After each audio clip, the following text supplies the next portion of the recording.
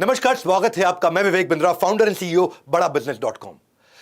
Business idea series के इस programme the बड़ा स्टार्टअप शो, यहां से आपको नए बिजनेस आइडियाज मिलते हैं। और ज्यादातर स्टार्टअप क्या गलती करते हैं? एक ही गलती करते हैं, वो ऐसी प्रॉब्लम सॉल्व करने के लिए उतर जाते हैं जिसको सॉल्व करने की आवश्यकता नहीं, या वो पहले ही सॉल्व हो चुकी है। तो आज का जो स्टार्टअप हम ले रहे हैं, इसने एक कंपनी के सबसे इंपॉर्टेंट डिपार्टमेंट की प्रॉब्लम सॉल्व करी है। वो सबसे इंपॉर्टेंट डिपार्टमेंट हम सब जानते हैं, सेल्स का डिपार्टमेंट। ये बड़ा महत्वपूर्ण डिपार्टमेंट है भैया। इस डिपार्टमेंट में जो सेल्स का डिपार्टमेंट है, आज भारत में ना ऑर्गेनाइज्ड और अनऑर्गेनाइज्ड मिला के 8 करोड़ लोग सेल्स कर रहे हैं। और सेल्स की मैन पावर का जो टाइटैनिक है, ये टाइटैनिक सेल्स की मैन पावर का टाइटैनिक, ये समुद्र में उतर तो जाता है पर इनडिसिप्लिन के आइसबर्ग से टकरा करके बीच में समाप्त हो जाता है। ये जो प्रॉब्लम सॉल्व हुई, दो लोगों की हुई। एक सेल्समैन की प्रॉब्लम सॉल्व हुई, एक ऑर्गेनाइजेशन की। सेल्समैन की क्या प्रॉब्लम है? उसको लीड कैप्चर नहीं करनी आती, उसको हॉट वार्म कोल्ड का अंतर ही नहीं मालूम, वो प्लान नहीं कर पाता मैं कैसे फॉलो अप करूंगा लोगों के साथ में, उसके पास वो सेल्स का इंटेलिजेंस नहीं है। ये सेल्समैन की प्रॉब्लम है। लेकिन ऑर्गेनाइजेशन की अपनी प्रॉब्लम है, उसको यही नहीं पता कि आदमी सेल्स करने गया या कहीं और गया है। उसको यही नहीं पता कि सेल्स की जगह कहीं पबजी खेल रहा हो, फील्ड की जगह कहीं फिल्म देख रहा हो। तो ऑर्गेनाइजेशन की समस्या यह है कि ये कस्टमर से मिला कि नहीं मिला, इसकी प्रोडक्टिविटी को कैसे ट्रैक करूं, ये टाइम से रिपोर्ट करता है कि नहीं करता, इसकी सेल्स की पाइपलाइन कैसी है, क्लोजर है कि नहीं है, फोरकास्ट कर पाएगा नहीं कर पाएगा। तो मैन पावर की चाहिए हर खबर, ताकि 24/7 कर सके सेल्स की टीम को मॉनिटर। और वही प्रॉब्लम सॉल्व करने के लिए सेल्स फोकस के फाउंडर मनोज मोहन से आज चल करके मिलते हैं, जिसने सेल्स के लिए ऑर्गेनाइजेशन की और सेल्समैन दोनों की प्रॉब्लम को इजी और रेलेवेंट तरीके से सॉल्व किया है। इनसे मिलने के बाद मैं आपको इंडस्ट्री का एनालिसिस दूंगा और बताऊंगा कि आप भी कैसे बिजनेस शुरू कर सकते हैं। इस नए बिजनेस आइडिया को पूरा समझिए, कहीं जाइएगा मत। अभी आपको अब देने वाला हूं मेरा बिजनेस एनालिसिस।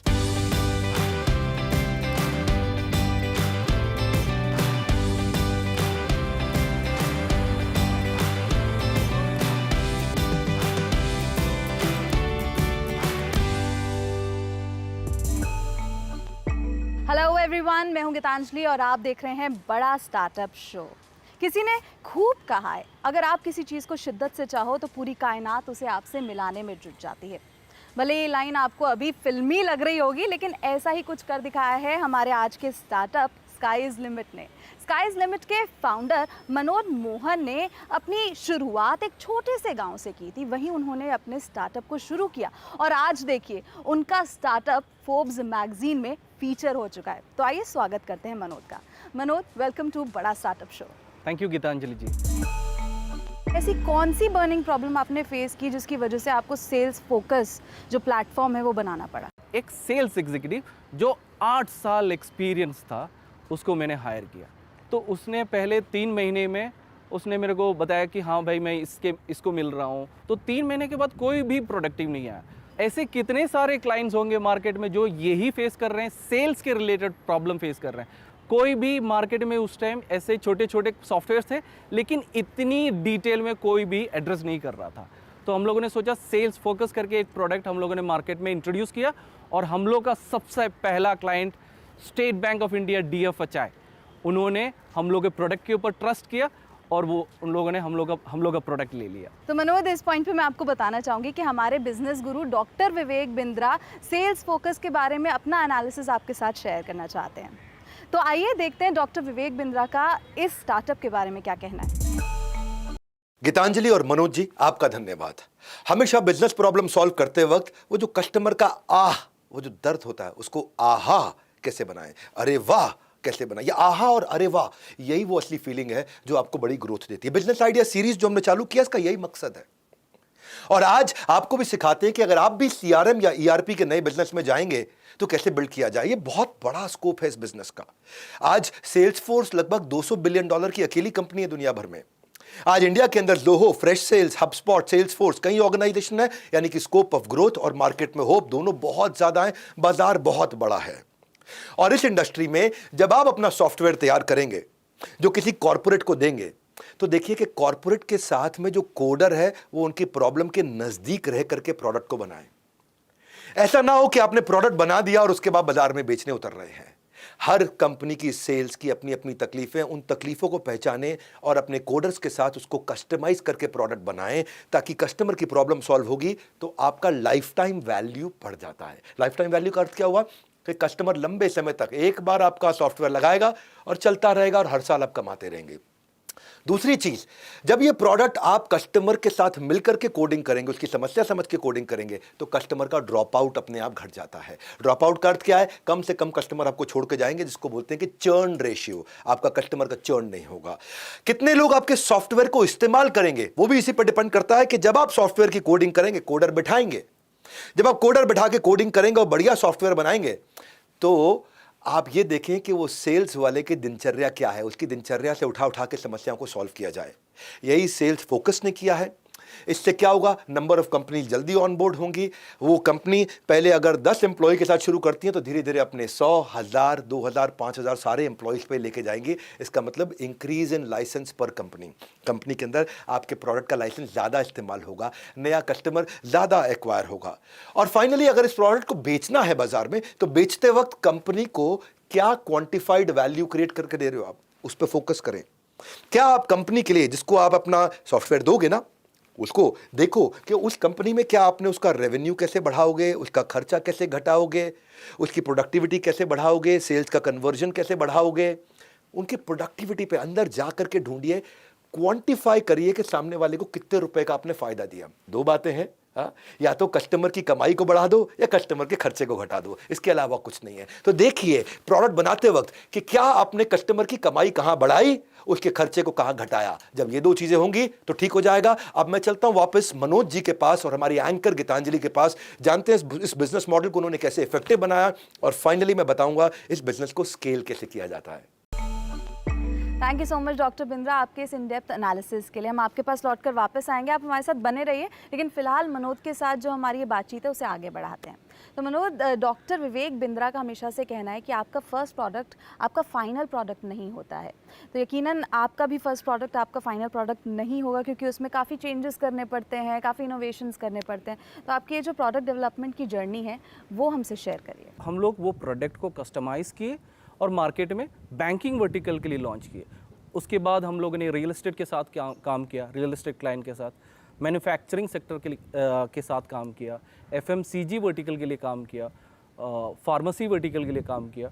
और इस हिसाब से हम लोग ये प्रोडक्ट बनाते बनाते करीबन 3 साल हम लोग को लग गए। 2016 से लेके 2019 तक ये प्रोडक्ट हम लोग इवॉल्व ही कर रहे थे। तो अब जब ये प्रोडक्ट तैयार हो चुका है तो ये लोगों की किस तरह से मदद करता है? ये एक्चुअली एक सेल्स परफॉर्मेंस मैनेजमेंट टूल है। मतलब कोई भी आप इंडस्ट्री ले लो, जैसे मैन्युफैक्चरिंग सेक्टर हो गया, तो मैन्युफैक्चरिंग सेक्टर में सबसे ज़्यादा जो होता है उन लोग डिस्ट्रीब्यूटर के पास जाते हैं, रीसेलर के पास विजिट करते हैं। तो ये सब जो विजिट्स होती हैं, ये पूरी तरह से हम लोग के प्रोडक्ट में ये सब कवरअप होता है। चाहे वो कलेक्शन हो, चाहे वो डिलीवरी हो, चाहे वो उनका ऑर्डर टेकिंग हो, चाहे वो स्टॉक का अवेलेबिलिटी हो, ये पूरी तरह से वो मोबाइल ऐप में, सेल्स फोकस के एप्लीकेशन में ये पूरी तरह से आपका कवरअप हो जाता है। मतलब सेल्स फोकस के थ्रू आप मॉनिटर कर सकते हो कि मॉनिटर ट्रैकिंग भी कर सकते हो, कहाँ पर पहुँचा है, कहाँ पर उसका डिलीवरी हुआ है, किस टाइम डिलीवरी हुआ है, कौन सा प्रोडक्ट, कौन सा ऑर्डर नंबर से डिलीवरी हुआ है, ये पूरी तरह से आप ट्रैक कर सकते हो। तो मनोज, जैसे आपने बताया कि 3 साल आपके जो हैं ये प्रोडक्ट डेवलपमेंट में ही निकल गए, तो इस दौरान आपके ज़्यादा क्लाइंट्स भी नहीं होंगे, तो ये 3 साल आपने किस तरह से सर्वाइव किया? सबसे पहली बात, ये जो 3 साल, और सबसे पहला जो चीज़ मैं ये बोलूँगा कि मेरे को अपने ऊपर तो ट्रस्ट था ही था। मेरे प्रोडक्ट के ऊपर इतना ट्रस्ट, ब्लाइंड ट्रस्ट था कि मैं ये प्रोडक्ट डेवलपमेंट करते गया, 3 साल लगातार करते गया, और इसका जो इन्वेस्टमेंट था मेरे फ्रेंड्स और फैमिली से मैंने लिया है।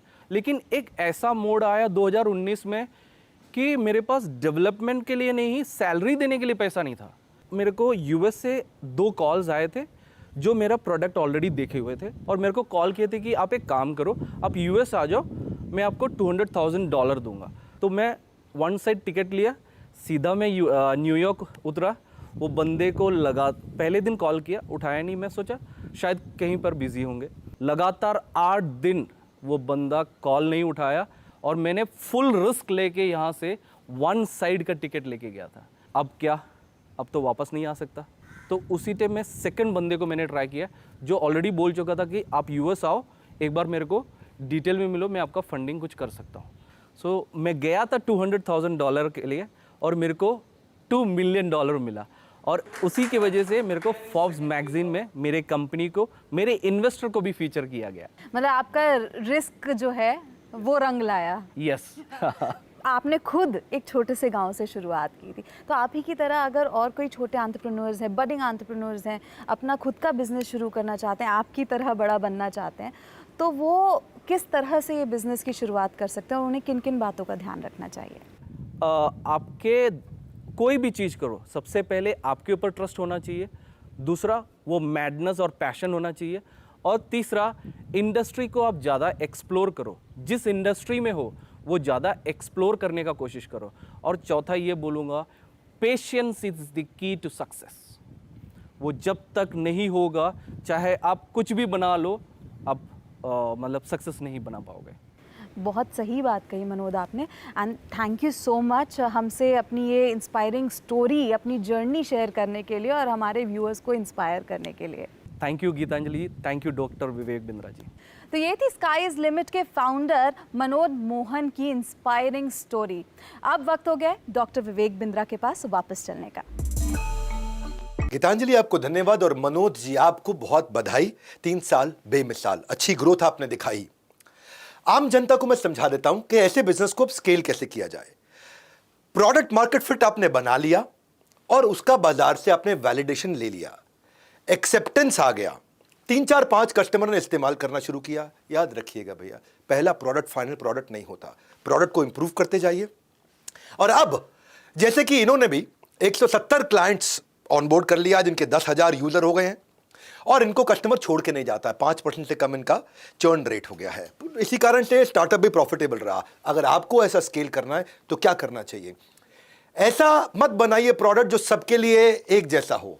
Customization, customization, validation, validation, customer approve करे, वही सेल्स फोकस ने किया। हर इंडस्ट्री के लिए अलग काम किया इन्होंने, 10 सेक्टर्स में जाके काम किया, रियल एस्टेट के अलग प्रोडक्ट, फार्मा के, टेक्सटाइल के, बैंक के, फाइनेंशियल इंस्टीट्यूशन के।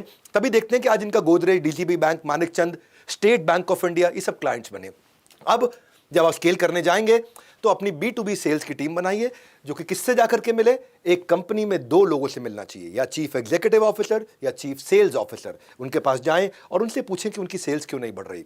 वो बताएंगे उनकी सेल्स ये 7 कारणों से नहीं बढ़ रही। उस हिसाब से जाकर के प्रोडक्ट अपने कोडर के साथ मिलकर डेवलप करिए, और अब आप स्केल करते जाएंगे, नए क्लाइंट एक्वायर करते जाएंगे। मेरी बहुत बधाई आपको, आप अपने लक्ष्य में सफल हो और नई नई कॉर्पोरेट्स आकर के आपसे जुड़े और सेल्स फोकस के प्रोडक्ट का लाभ उठाएं। और हाँ, जैसे कि आपने सेल्स के इकोसिस्टम को इंप्रूव किया, हमने भी पूरे बिजनेस के इकोसिस्टम को इंप्रूव किया। अपनी बड़ा बिजनेस की एप्लीकेशन में एंटरप्रेन्योर्स को हम हैंड होल्डिंग करते हैं। फ्री में एक कम्युनिटी बनाई है जहां लाखों लोग आकर के जुड़ते हैं। बिजनेस कंटेंट क्रिएटर भी आ रहे हैं, मैनेजमेंट प्रोफेसर भी आ रहे हैं, स्टार्टअप सब्जेक्ट मैटर एक्सपर्ट, सबके सब आकर के अपना अपना कंटेंट, हमने एक लिंक्डइन तैयार कर दिया है एंटरप्रेन्योर्स का, एक फेसबुक तैयार कर दिया है एंटरप्रेन्योर्स का। आप भी बड़ा बिजनेस ऐप डाउनलोड करें, उसका फायदा उठाएं। और दूसरा, हाँ मेरे प्रिय ऑडियंस, अगर आपको लगता है कि आपके बिजनेस आइडिया में दम है और हम आपके आइडिया पे भी काम करें, तो आप अपना आइडिया हमें लिख के भेजिए, हम आपको लिंक दे रहे हैं। और अगर हमारी ज्यूरी ने आपके आइडिया को पसंद किया तो हम आपके आइडिया की स्टोरी भी बिजनेस आइडिया सीरीज में प्रेजेंट कर सकते हैं और देश दुनिया तक आपके बिजनेस आइडिया को पहुंचा सकते हैं। हमारे साथ जुड़े रहने के लिए और हर बार वापस आके बिजनेस आइडिया सीरीज के सारे एपिसोड्स को देखने के लिए आप सबका हृदय की गहराई से प्रेम पूर्वक बहुत बहुत धन्यवाद।